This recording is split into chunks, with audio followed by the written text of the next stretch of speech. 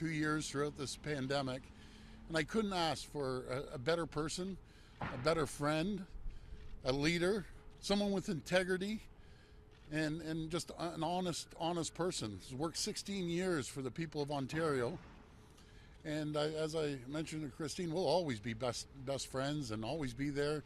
I've always taken her advice, and so grateful. But let's put the pandemic to the side.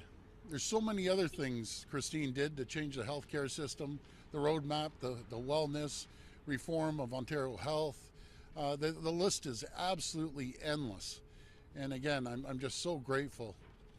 And to Galen and John and Quinn, her boys, I want to thank you. I want to thank you for sharing your mom with us, especially the last 2 years been quite challenging for you. But I can always tell you, I'll always be there for you, Christine, and the three boys, and just goes all the way back to Christine's late husband, Jim, that was a seatmate of my dad's down at Queen's Park. And our friendship goes deep. And I'll always be there and ready to pick up the phone and ask for Christine's advice as we continue on. And I'm very grateful that Christine's going to stay on to the election and help us go through this pandemic as we're coming out of it slowly. So, Christine, thank you. I'm sad in one way, but I'm happy for Christine as well. But friendship means more than anything to both of us. So, thank you, Christine, for serving, and thank you. Thank you. Thank you very much, Premier, for your very kind words. Thank you. Thank you. And for also giving me the opportunity to have served the people of Ontario as Minister of Health for these last 4 years. It has truly been an honor and a very great privilege, especially during a pandemic. It has been wonderful working with all of the people I have, and I have a lot of thank yous. Thank you to you, Premier. Thank you also to the people of Newmarket Aurora, the wonderful community that elected me to serve at Queen's Park as a representative.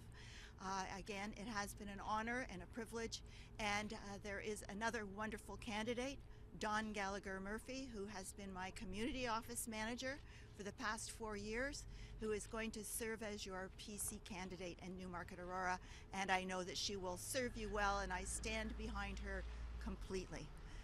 I also want to thank the people at my community office, my team there. They have done extraordinary work, especially over the past 2 years, since I haven't been able to be there as often as I would have liked. And thank you as well to the amazing team that I work with at Queen's Park, to the wonderful people in the Ministry of Health. They have done extraordinary work, working around the clock for the last 2 years for the people of Ontario. Thank you for your incredible service. Thank you to the wonderful people in our healthcare system who have done their extraordinary work for the past 2 years. And thank you to my team at Queen's Park, the people that I've worked with directly for the past 2 years.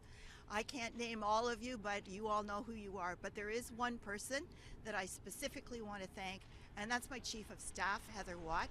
We've been a team since day one, and I know that I could not have done this work without her. So thank you, Heather, and thank you to the amazing, wonderful team of people that I've worked with. And I really feel that all of the people in healthcare across the province of Ontario, we all have worked as a team for the past 2 years, and every part of the team is important. So thank you to everyone here at Sunnybrook, from hospitals across Ontario and everyone in our healthcare system.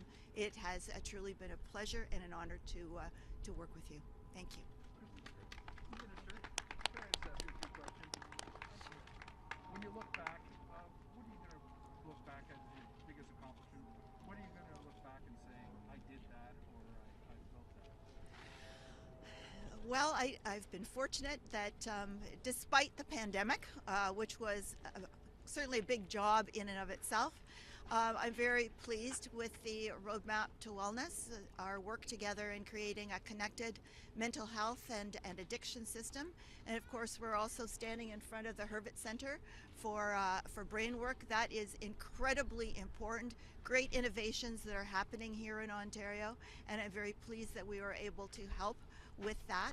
I'm also very proud that we were able to create Ontario Health, and the fact that it had been created as one unit by the time the pandemic struck us. Instead of having to deal with 14 different organizations, we had one organization, Ontario Health, that took the helm and was able to roll out the things that we had to deal with right away, the testing, all of the other work that we had to do, case and contact management, and then of course the vaccine rollout. So there are many things that we've all worked on together that I'm very pleased about, and I know that work will continue into the future. You've been in the wheelhouse of the largest ministry and the most traumatic times that history has shown in Ontario. What was that like personally to be dealing with COVID and being in the wheelhouse? Well, I would say, like everyone else in healthcare, I can't complain because people were working around the clock shifts, but it's tiring, of course, but you keep going. And there were many ups and downs, as you know, but I'm very pleased that we're in the situation where we are now. Hopefully our case counts will continue to go down, and the people of Ontario will be able to go back to their lives as they were before the pandemic. You're very active. You've always been very active. What's your next step? What are you going to do next? What am I going to do next? Well, yes, I probably will after once the election happens. I will take some time off, but I'm looking at some other possibilities in the private sector. But I also want to continue to do more work helping the people of Ontario in a different way, not in a government way, but serving in a different capacity. What's it like being in politics, being a politician? I know there's ups and downs, but personally, what are you going to remember most about being a politician? And what you're not going to you want to wash away and not remember?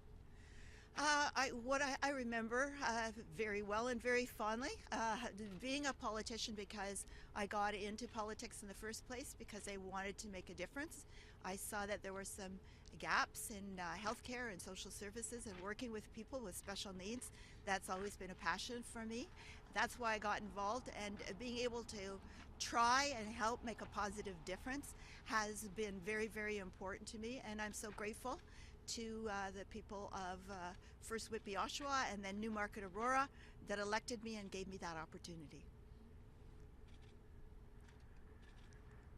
What do you have to say to a person that's entering politics or just newly into the political field, or thinks they should get involved in politics?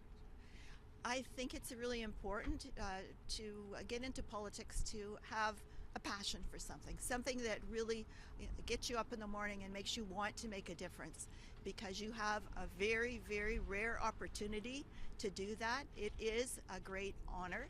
It is a great responsibility, and you need to do whatever you can do to make your time there count. And so get into it. Don't stop. Follow your passion and make a difference. Thank you very much. Thank you. I just want to say, Christine's such a humble person.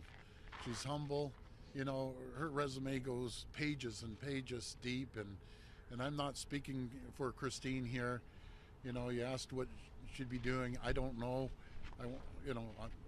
I know she wants to spend time with the family, but I'll tell you, there's so many CEOs I've talked to. And sorry, I'm tooting your own horn here, Christine. There's so many CEOs out there of big corporations that always tell me we need super bright, passionate women to sit on the boards. You aren't going to find a brighter, more passionate person to sit on any board than Christine Elliott. She has my full endorsement, and what an asset that Christine would be to any corporation out there. And again, I just want to thank you, Christine, and just an incredible person, incredible friend. So thank you again. And Mr. Premier, this is over 15, I think it's almost 17 MPPs that aren't going to be running that ran for you last week. Yeah. How is that going to affect the election? Well, you know, you can never replace someone like Christine with her qualities. She has big shoes to fill, And I feel moving forward, and I know Christine has met quite a few of the new candidates. I can honestly say we have a better slate now than we did from the previous. And we have an all-star team, but we're just making it better. But no one's going to be able to fill Christine's shoes 100%. But Christine's always a phone call away, and we'll always be best pals. And do you know what's ironic? You know, I don't know what sometimes the media writes stuff, and maybe they didn't.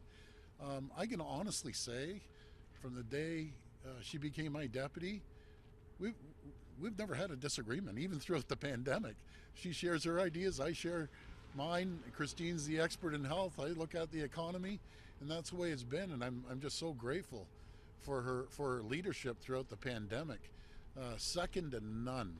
I just think the absolute world of Christine.